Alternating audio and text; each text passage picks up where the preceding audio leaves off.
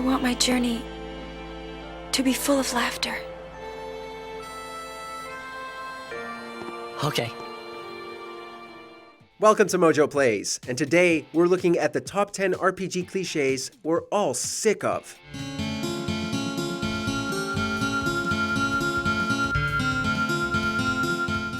A few coins for my soul.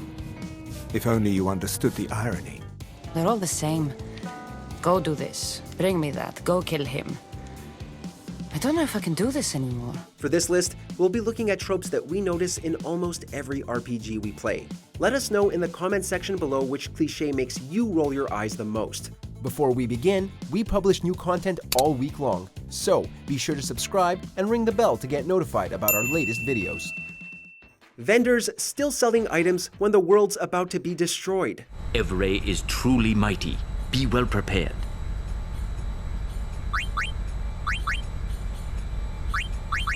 You've made a name for yourself. You and your party vanquish every random enemy that jump scares you on the field, and you're the only one that can defeat the big bad boss who's threatening to destroy all life. Why not stock up on some potions just in case?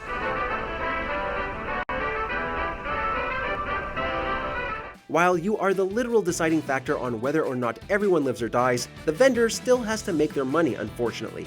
If the World Destroyer is about to unleash his ultimate attack and you need to restock, you better be farming for some coin quickly. We gotta pay? If we lose, you'll die too, buddy. Sleeping heals all.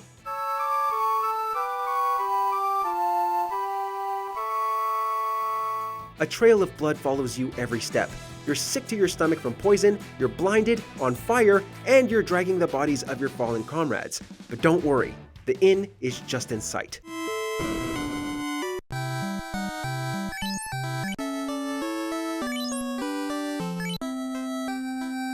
While it is a convenient way to heal, we'd like something more creative than a bed curing all of our ailments and bringing the dead back to life.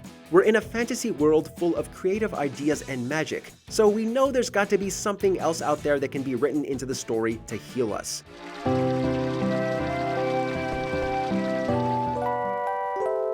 Stereotypical Party Members.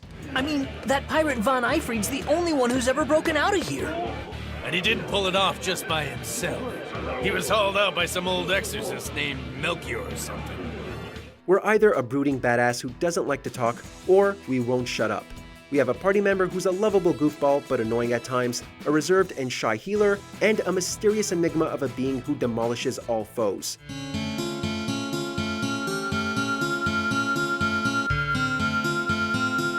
These archetypes usually serve the story well, but we'd like some characters with a few more layers and maybe more substance. Why do they behave the way they do? Were they always like this? Is it a facade? Are they hiding their true feelings? Sometimes these questions are addressed. Other times, the characters are like that just because.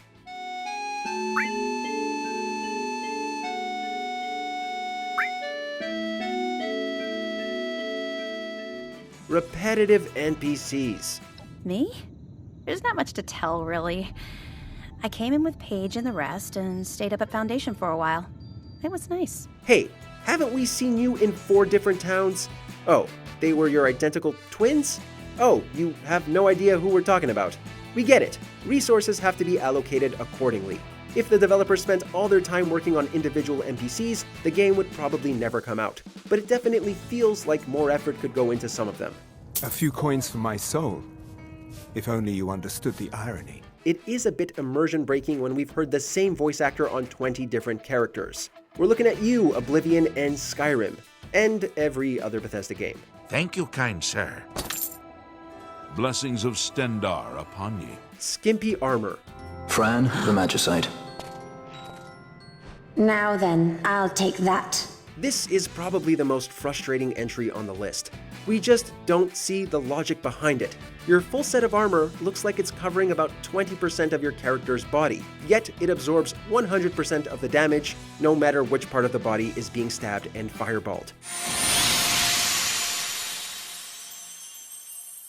Female armor design like this is just objectifying, and we think it's time for a change. Either get the guys to wear skimpy armor too, or have the same fully covered armor for each gender with slight variations. Character has amnesia. You alright? Thank you, Crom.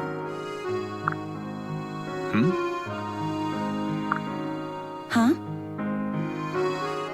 If you're not too accustomed to it, your protagonist suffering from memory loss is a good mystery. Who were they? Where did they come from? How did they get here? These are all intriguing to work out alongside your character, but it can get tiring when every second game features an amnesiac. But it turned out my amnesia changed nothing. Wanted to be with you, before, during, after, always. The mystery is also undone when you get an exposition dump, or the character discovers something that triggers them to regain their memory. At least let us have a go of working it out first. It would be even more exciting if no clear answer were given.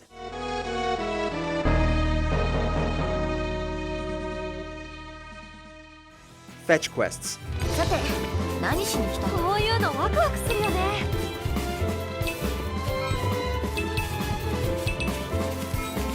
Fetch quests are the most boring type of quests in any game. Go there, kill that, collect this, bring it back, repeat, repeat, repeat. It's fine the first few times, but when they're taking up your entire quest log, we don't blame you for switching off your console or PC after you've done a couple. They're all the same. Go do this. Bring me that. Go kill him. I don't know if I can do this anymore. We just need a break from them. Why are they there? To extend the length of the game without having to add substance? There's got to be another way. We don't mind if they're highlighting a new area or an excuse to show off a new creature or throw in an impromptu boss battle, but a lot are just really generic.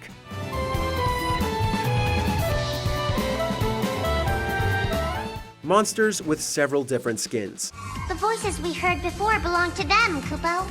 It looks like this is some sort of gathering place for the young clan, Kubo. We suppose coloring monsters a different color and calling them a general is better than calling them slightly stronger monster variation. But come on, it's essentially the same thing. When we see the first color changed monster, it tells us we're probably going to see a lot of what we've seen before, and fewer new creatures.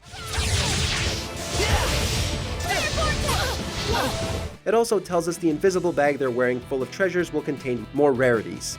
It makes some sense with the elemental creatures, like Flans from Final Fantasy, but it doesn't really make sense with other creatures. They said they won't do it again, Kubo. Grinding.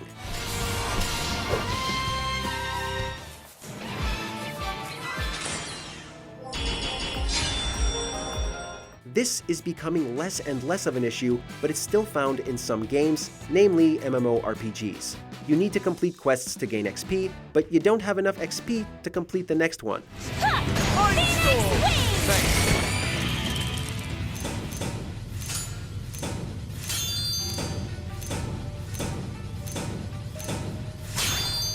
You're stuck, so the only thing left to do is kill 7,000 enemies until you get a level up, or get enough drops to sell so you can buy new gear that can at least bridge some of the strength and armor gap until the next level. It really grinds the game to a halt and reduces the once fun experience into a chore.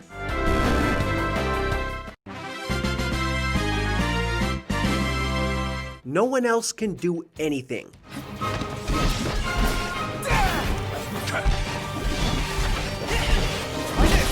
We get it. We're the hero. It's up to us to rescue the princess, defeat the evil Dark Lord, and save the entire world. And do all sorts of other tasks that anyone else could be doing.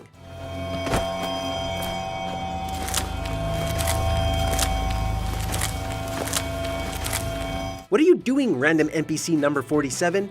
You've been standing in that same spot for days on end. Why don't you help out? Have you got anything better to do? Hello? Can you even hear us? Oh. This is probably why we have to do everything ourselves. Excellent work. On we go. Do you agree with our picks? Check out this other recent clip from MojoPlays, and be sure to subscribe and ring the bell to be notified about our latest videos.